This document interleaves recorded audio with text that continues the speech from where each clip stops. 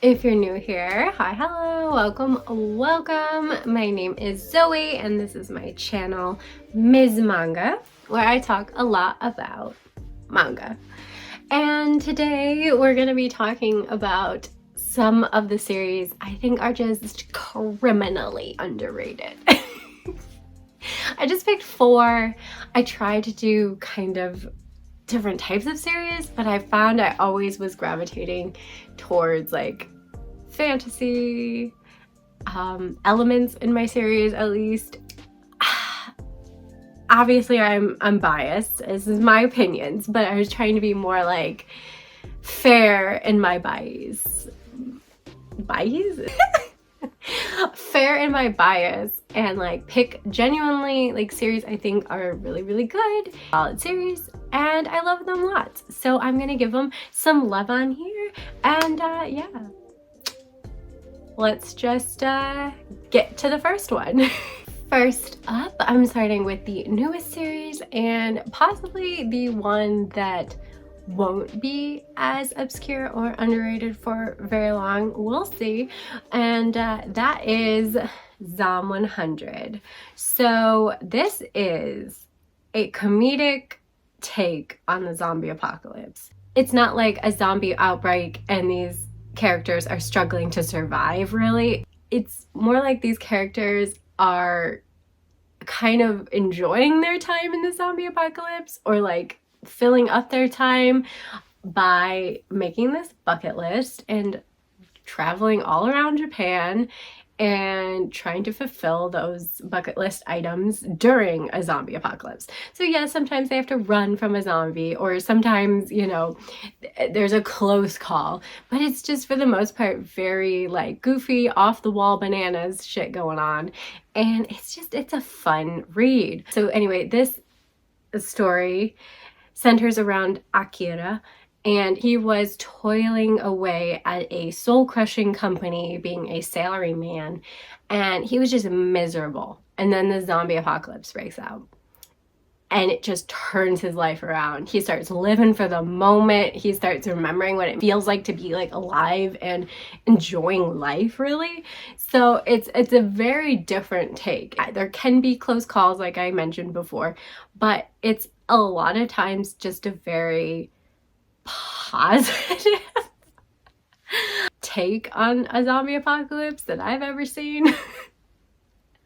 And why I think it could possibly get some more attention is that I saw recently that there is going to be an anime coming out. So I'm like, that could do it. It's possible, like if the anime is well done, which the trailer looked really good. I'll just like play it here. It looks good, like the animation looks clean, and as long as it's like faithful and they got good voice acting, I can't see how it would be a bad series. As I was reading it, I've been like, you know, this would make a fun anime. Like, I really think so. So I'm excited for it, and I think that if, you know, the anime does do good and it'll rope a lot more viewers and people into this series, which it definitely needs the love, and it's so underrated. It's sad. Like, I don't know. This is just one of like the funnest action comedy series that is ongoing for me right now. So I love it. Hands down. Think you should pick it up. Next up is an older series, but that did did get a little bit of a revamp, a reintroduction into circulation again with a beautiful new hardcover release, and that is Saiyuki. And I absolutely you're so cute but so distracting. I absolutely loved it. I think I had picked up 2 of the old Tokyo Pop release volumes, and I just never finished collecting it or reading it. And so when I saw these gorgeous hardcovers, I was like, yes, thank you. I will pick those up. So I got them. I was scanning through it and I was like, you know what, I'm gonna just sit down and start it. And then I like read through 2 of them. It was like really good. Like, it's just a fun and action-packed adventure story of these 4 characters. You see them all on the cover here. We got this priest who is like the most debaucherous priest, who uses a gun, smokes, drinks, gambles. He's hilarious, like kind of deadpan. He's a lot of fun. Then we got our other characters here who are also just an enjoyable cast of characters. I think they all have a great dynamic with each other, and learning more about their backstories and getting more of the interactions with them as their party, you know, goes through their mission and stuff. Then I get to the end, the story's not over at all. Like, the main point of the story isn't over. And I was like, what the heck? What? How is it over? But like, nothing has been resolved in the main plot of the story. Well, there is the crux of the issue and why I'm putting this on my criminally underrated list. And show Kodansha that there's demand for this series, because we need them to re-release Saiyuki Reloaded, which is the follow-up and continuation of the story. This doesn't have a true ending. Why are we not getting more of this? Because it's complete, like the original Saiyuki anyway, is complete at 4 of these hardcovers. It's not that long, and these are beautiful. Tell me this is not a beautiful hardcover. Like, it's definitely worth the $23 full price. The point is, release more of this series. I need answers. I need more of this. Just, yeah. So that's why it's criminally underrated, and it needs more support.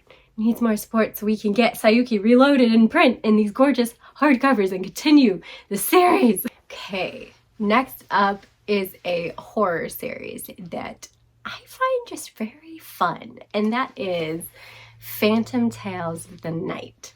So this one's just like very interesting and dark, and but not in like a super creepy way. It's almost like darkly beautiful, if that makes sense. The imagery is just chef's kiss. It's beautiful. Like the art in here is gorgeous. And yeah, the premise is like a innkeeper who runs this kind of inn that caters to helping humans and non-humans alike, and most of the problems that people find themselves in this inn are, you know, kind of yokai spirit related problems.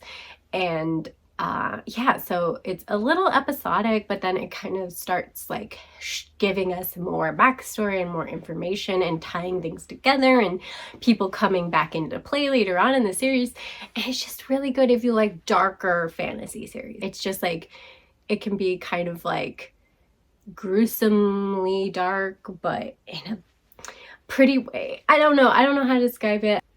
Like rated for older teens. So like, you know, go into it with that mindset that like it's gonna be a little mature, but not like super mature. You know what I mean? I don't know. Anyway, the point is, it's great, and I just looked it up, and apparently the 11th volume that is up for pre-order. I think it comes out in end of June right now. It's scheduled. Anyway, that's going to be the last volume. So it's a series that is coming to an end, and I'm very excited. I think I might start it over and reread it because it's been like a while, and I just like don't even remember like half of the things that happen. Like I said, it does start off episodic, but then it kind of like all the pieces are tying together more as you go on. Yeah. Anyway, it's a wild ride. It's really gorgeous art. And I just feel like, you know, maybe it's because there's the horror element. Not as many people like that, but I give it a shot because you might be pleasantly surprised. You might be. Okie dokie, and last, but certainly not least, on my list of criminally underrated manga is Gakuen Alice, or Alice Academy. It was a Tokyo Pop release back in the day, and it was never finished publication. And I really got excited when Tokyo Pop kind of came back and you know is pumping out the manga. I'm enjoying a lot of what I've read from their new releases. But are you gonna complete some of the old ones? Did you sell all the rights? Like, is Gakuen Alice in someone else's hands now? I don't really, you know, look behind the scenes that deeply into things. But it's just like we're having such a resurgence of reprints. I mean, we had Saiyuki, like I mentioned. There's also Marmalade Boy, Hellsing Complete Collection editions, Trigun's coming out with a new like collection edition, hardcover, beautiful looking leather bound thing. No, it just feels like there's so many that are like being brought back and reprinted. No Longer Human got a reprint, which I was surprised, like a nice omnibus, you know, copy. And yeah, just like older series that are getting some reprints. And this is a great older title that I think if people gave it a read, they'd be pleasantly surprised. This one gives me the kind of same tone and feeling that Fruits Basket gives me. It starts off much more comedic and lighthearted and whimsical at first. And we are following Mikan, whose best friend Hotaru has kind of seemingly decided to go to this special private academy and just kind of disappears from her life. And she is like heartbroken. Like, Hotaru's her best friend. And so Mikan runs away to Tokyo to follow her friend to her new school. And when she gets there, she comes to find out that this isn't just any old school. This is a school for gifted children, like X-Men, you know, like they all have superpowers. And Hotaru's gift is like an ability to communicate and work with technology. And Mikan is, of course, like, get the heck out, you ain't special, you're a nobody, get out of here. You can't come to the school, you're not special. But is the twist, Mikan is special. She just has a very rare gift, and a very hard to detect one at that, where she nullifies other powers. So if you use a power against her, she can like nullify it and it doesn't work on her. It's good. It's good. And at first, yes, it seems light and fluffy and comedic and goofy, and this is how you were introduced to the characters and their, you know, just regular everyday school struggles. But then you're seeing there's like a darker undercurrent of something going on. And so as the story progresses, it just like takes some turns that I was not expecting.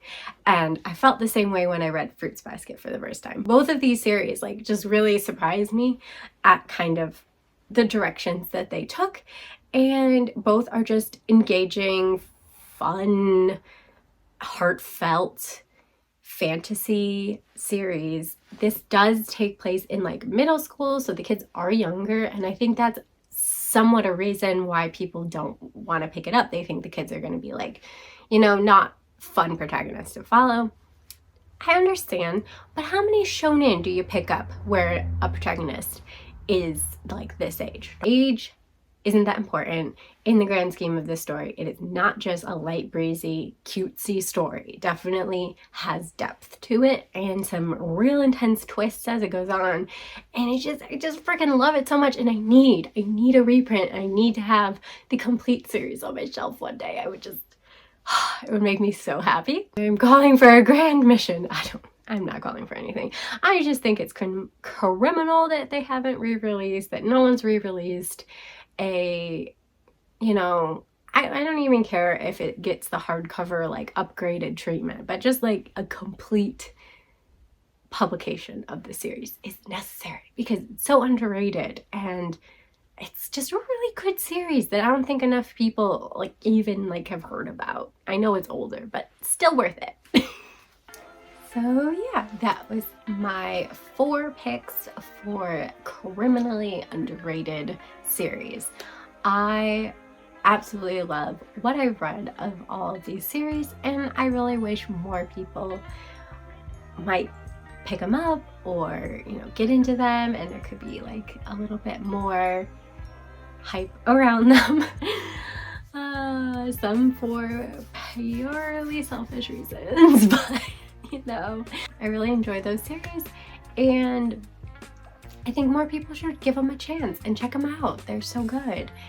Obviously I have like a lot more series, so if you want to know more of my underrated manga that I love and think more people should know about, and let me know in the comments below. And yeah, let me know what are some of your criminally underrated manga you wish had more attention on it and more people were reading because you think it's just that great and everyone should be reading it. And of course, if you like this video, please hit the little thumbs up button, give it a like, that helps me out. And if you haven't already, please do subscribe to the Ms. Manga channel for more manga content, of course. And yeah, until next time, bye!